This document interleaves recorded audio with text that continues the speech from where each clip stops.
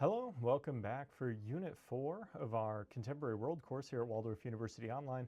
And this week, we've got a pretty similar week to what we've had going on. So we've got a discussion board, we've got an assessment, you've got a Unit 4 essay. So we've got three things to accomplish. We'll talk about the content a little bit here, and then we'll put our best foot forward again as we approach the halfway mark in the course. So over on the discussion board, like the other weeks, your initial post due by Saturday at 11:59 p.m., follow-up post by Tuesday at 11:59 p.m. Central. And the question this week obviously applies to our present moment. Was the founding of the United Nations, the creation of the North Atlantic Treaty Organization, or the American Economic Aid Abroad the most significant change to global power dynamics following World War II, and why? So we've got a few different options here. So the United Nations, obviously going to be kind of the reprise of the Woodrow Wilson idea that we talked about a couple of weeks ago as the League of Nations. United Nations is a global governing body meant to provide a diplomatic way to solve international problems. NATO, or the North Atlantic Treaty Organization, going to bring together different organizations from around the North Atlantic in an alliance. And then American Economic Aid Abroad, things like the Marshall Plan, how does that factor into global dynamics? So I want you to pick what you think the most significant is and why.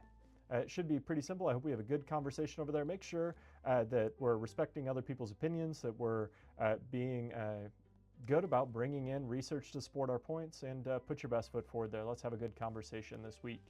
You do have a short assessment again this week. It's only one question, and the question is, what issues and historical trends have most influenced countries in the Western Hemisphere since the close of World War II?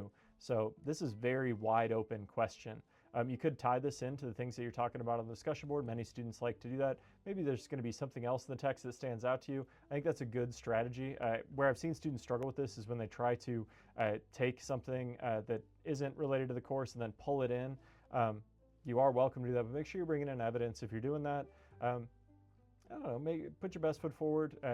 Tell me what you think on there, and then make sure you're hitting not only that minimum, but that you're citing your information. If you're bringing in outside information, use evidence to underwrite your analysis.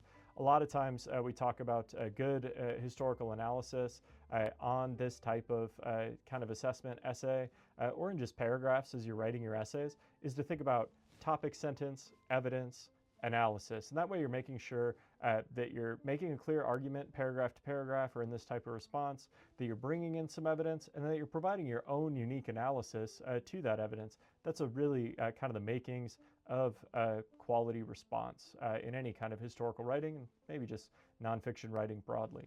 All right, so once you get those two things down, you've got your Unit 4 PowerPoint presentation. So I guess this is a little bit different. So with this, you're going to create at least 8 slides that answer the following question.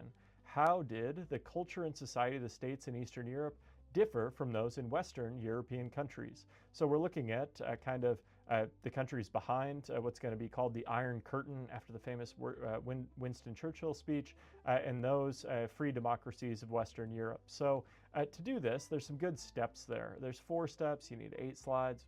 Should be easy.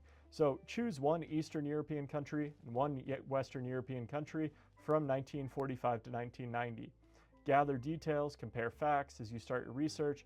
Ask yourself what the comparison suggests about continuities and changes during this period. So the easiest way to do this is to choose East and West Germany. Many students do that. That's totally fine. You can also pick other countries if that's what you would rather do. So as you go through your research and finding, choose a visual or print primary source. We've been doing a great job with this on our essays the last couple of weeks, and kind of try to find something that addresses controversy or differences of opinion regarding developments within the nations you've selected. So again, this is posters, political cartoons, paintings, film clips, propaganda. We've been great at this. You know what you're doing. Keep doing it. From your research findings, then choose also 2 appropriate scholarly sources. We've been doing this pretty well. I think sometimes we got to make sure that we're looking for something that's peer-reviewed.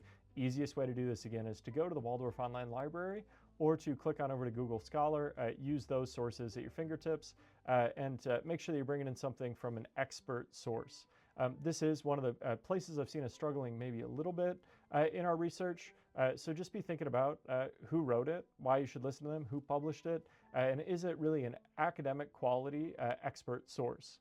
As you do this, draw some conclusions from the comparison and the range of opinion reflected. Use your research to compare how culture and society of your chosen countries differed during this time period. So make sure that you also include a title and a reference page. So in total, you're going to need 8 content slides plus an introduction and reference slides. So that's 10 total slides as you go to turn this in.